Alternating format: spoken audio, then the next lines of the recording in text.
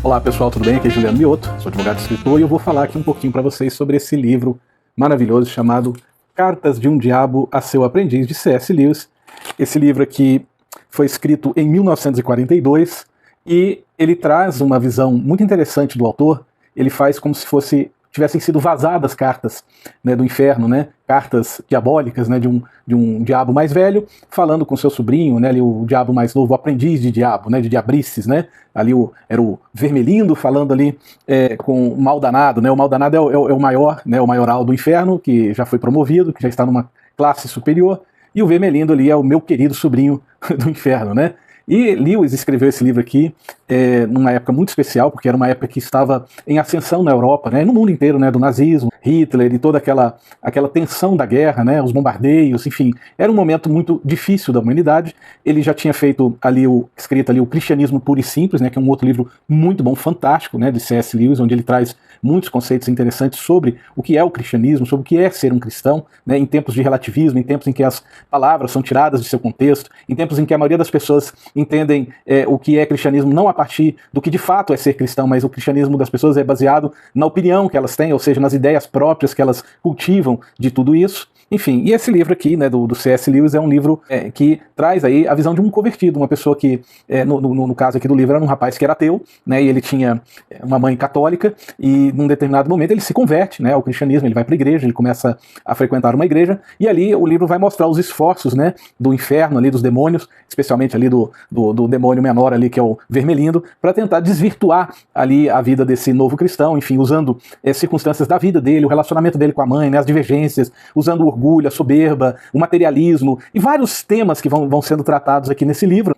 O C.S. Lewis, ele se converteu já com 30 anos de idade, né? Então, quer dizer, aos 15 anos ele já se considerava como ateu, ele já se declarava ateu aos 15 anos de idade. Aos 30 anos, um homem extremamente culto, né? Que já tinha uma amizade ali com J.R.R. Tolkien, e de repente de uma conversa dos dois, ali o C.S. Lewis ele teve um insight, né? O Tolkien disse para C.S. Lewis que Jesus era um mito que havia se tornado um fato. E aquilo martelou na cabeça dele, ele até escreveu um livro chamado Surpreendido pela Alegria, né, porque ele foi surpreendido por um sentimento, por uma unção, algo diferente, e ele se converteu, né, ele se voltou, né, para os braços, né, do cristianismo.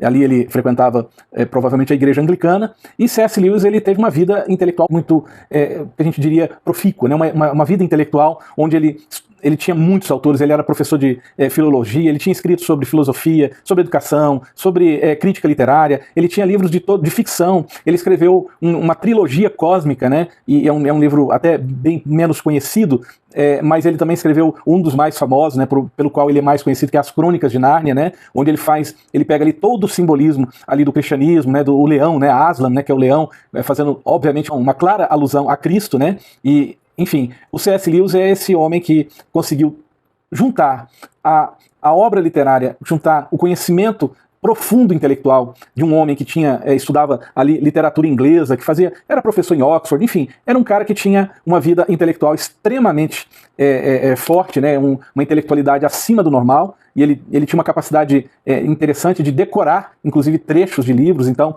às vezes os alunos dele pegavam livros lá do Paraíso Perdido, né, trechos, né, páginas do livro do Milton, né, e liam, ou diziam a página, e ele dizia o que mais ou menos, pelo menos a ideia que estava ali, ou às vezes até citava trechos completos. Então, ele era, além dele ter uma inteligência acima da média, além dele ter essa capacidade de memória muito, muito grande, ele também era uma pessoa extremamente intelectualizada. E quando ele se converte, quando ele se volta aí para o cristianismo, ele traz todo esse imaginário dele, ele era muito apaixonado por ficção, por coisas fantásticas, né, por personagens, enfim, ele tinha essa pegada. Então o C.S. Lewis ele consegue aí trazer para os seus leitores uma boa dose aí do que é uma boa ficção, do que é uma boa literatura, e ele consegue trazer isso para os livros, as dezenas de livros, acho que foram mais de 50 livros escritos por C.S. Lewis. Então, essa é a pessoa que escreveu esse livro aqui, que é tão fantástico. E eu lamento até não ter lido esse livro há mais tempo. Eu já tinha muito tempo que eu gostava do C.S. Lewis, que eu já tinha lido ali o Cristianismo Puro e Simples, mas há pouco tempo que eu realmente voltei assim, a me interessar por ele. Eu sempre gostei muito de outros autores como Dostoiévski, Gogol, Kafka, James Joyce, enfim. Eu fui lendo outros livros e o C.S. Lewis eu acabei me reencontrando com ele há pouco tempo e confesso que se tornou um dos meus autores favoritos. eu já gostava de vários escritos dele que eu tinha tido acesso alguns anos atrás, especialmente o Cristianismo Puro e Simples, e alguns ensaios, mas agora que eu realmente retomei aí o conhecimento e o envolvimento intelectual com a obra de C.S. Lewis, até por conta do Tolkien, né? Porque eu também gosto muito do Senhor dos Anéis, do Hobbit, e todas essas histórias aí da Terra-média. Enfim, é uma aventura fantástica esse livro. Ele começa aqui até com um negócio interessante. Ele dentro do prefácio, ele fala de 2 erros comuns que as pessoas cometem, né? As pessoas hoje cometem. Naquela época já cometiam, e hoje eu creio que até muito mais. Que o primeiro erro era ignorar a existência do diabo, ou seja, achar que ele não existe. Isso é um perigo muito grande, porque você, ao acreditar que o mal não existe, ou seja, ao desacreditar da existência do mal, você está sujeito às suas artimanhas, aos seus artifícios e às suas influências, muito mais do que uma pessoa que necessariamente tenha um entendimento de que o mal existe. E um outro erro grave que ele também diz é a pessoa que conhece, acredita no diabo, mas tem uma atração mórbida pelas coisas diabólicas, né, pelo inferno, pelas magias, enfim. E aí ou a pessoa se torna um ateu, né, porque ela não acredita, ou ela se torna um bruxo. E ele fala que isso duplamente são erros que impedem as pessoas de entenderem a dimensão. E o livro é composto de 31 cartas, obviamente começam sempre com o mal danado, né, se dirigindo ao meu querido Vermelindo, meu querido sobrinho, enfim, e ele sempre num tom muito amável e muito, parece que ele está sendo até muito carinhoso ali com aquele demônio menor, mas na verdade ele sempre exala uma maldade exacerbada, né? Em alguns momentos o Vermelindo comete alguns erros, né, que começa a perder ali o paciente, né, porque o homem que está sendo objeto da influência deles é chamado de paciente. Então toda a preocupação do diabo maior é com que o Vermelindo não perca o seu paciente. Então ele se converte, tá bom, ele foi para a igreja, então vamos aproveitar que ele foi para a igreja e vamos destacar as partes ruins dele estar na igreja. Vamos tornar ele um cara religioso, por exemplo, vamos transformar ele num cara soberbo que faz parte de um grupo muito especial de cristãos que ali sabem mais do que os outros. Vamos fazer com que ele observe muito as pessoas que estão ali do lado dele no banco da igreja, os vizinhos dele, que ele sabe que são pessoas talvez com vários defeitos, e ele faz com que essa pessoa não se concentre naquilo que está sendo ensinado na igreja, mas nas pessoas que estão lá, e até para que ele se sinta superior àquelas pessoas. Ele também instrui muito sobre a questão de interferir a oração.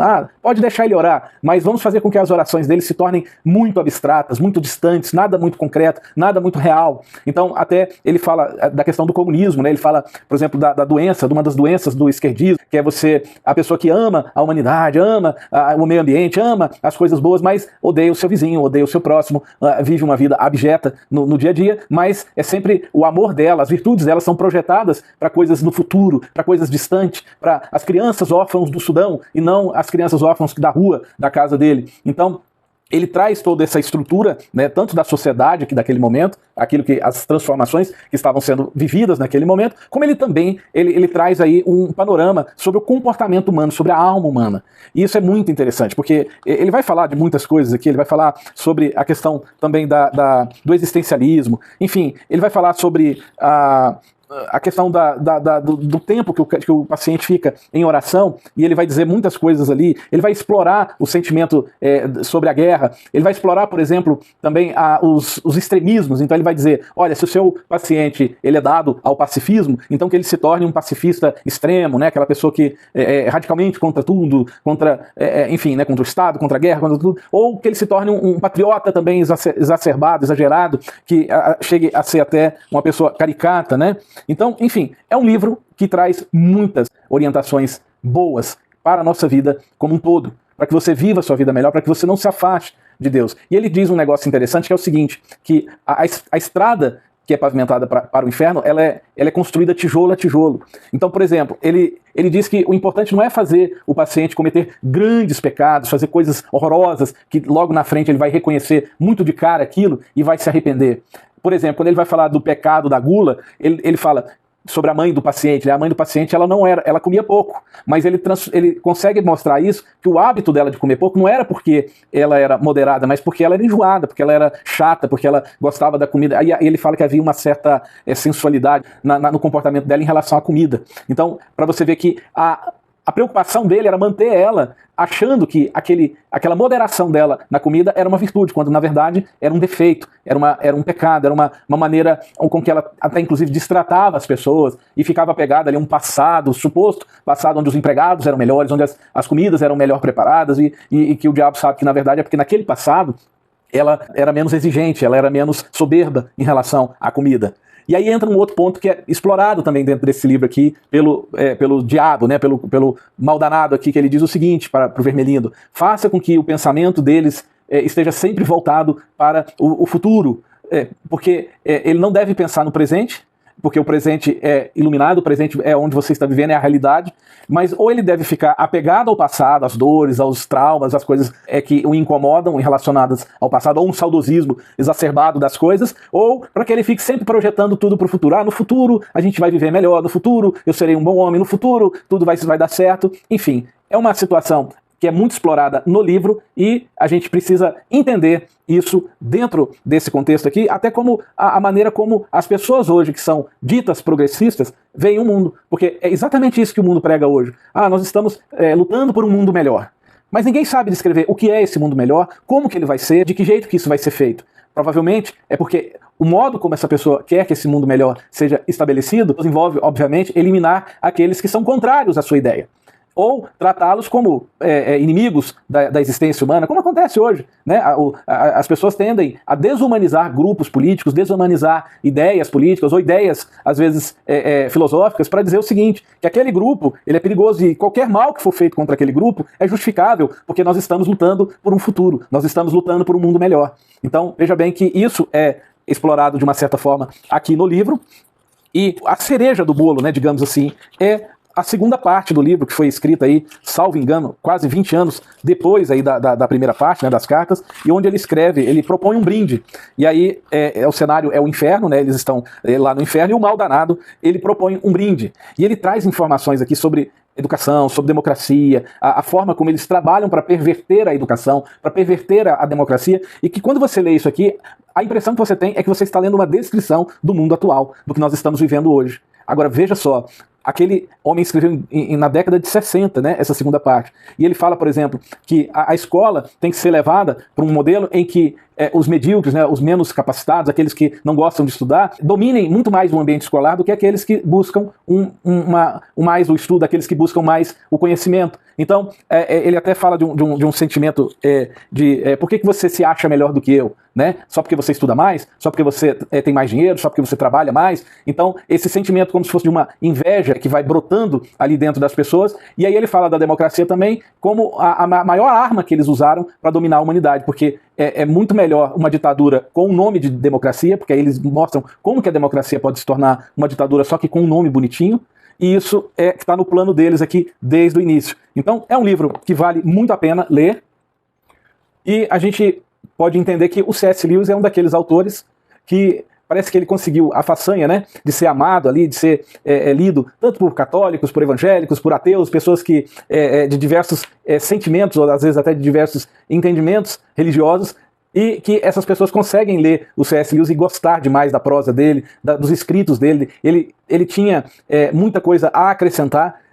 Os livros dele trazem muitos ensinamentos bons, e esse livro aqui, que foi o objeto do nosso clube de leitura desse mês de abril, de fato é um livro fantástico e indispensável para a biblioteca e para a leitura de qualquer pessoa que queira entender melhor a sua existência. Grande abraço, quem puder, dá um like aí no nosso canal, segue, compartilha esse vídeo. Nós vamos fazer um trabalho todo mês agora de análise e leitura desses livros, tanto no clube de leitura, e a gente vai tentar transmitir o clube de leitura ao vivo, mas também fazer essas análises mais pontuais. Grande abraço a todos.